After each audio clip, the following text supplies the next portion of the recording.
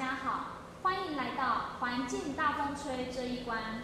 首先来介绍游戏竞赛说明。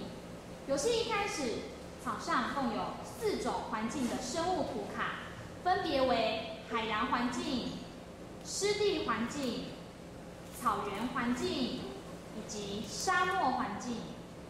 分数对照表会依照生物图所适合的环境给予分数。举水母的例子来做说明。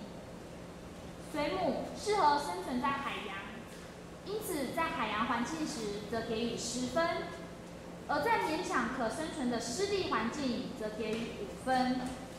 无法生存的环境，像是草原、沙漠，则给予0分。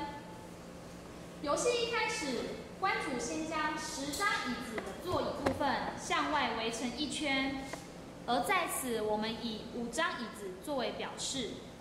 每张椅子上贴有生物图片以及环境分数对照表。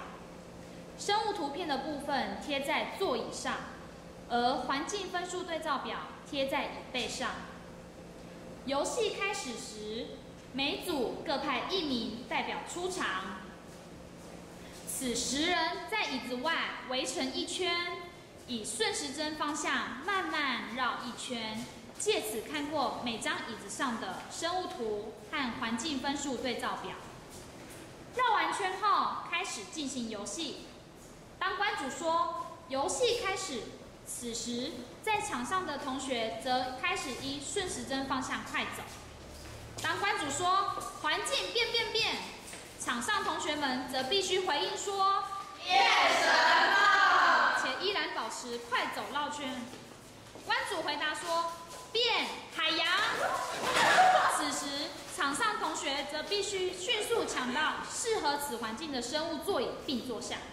如果没有抢到适合此环境下生存的生物座椅时，则必须快速选择任何一张椅子坐下，最后由关主下去计分。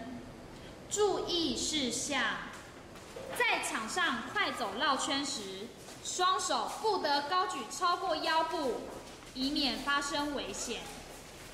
祝大家玩得愉快，谢谢大家。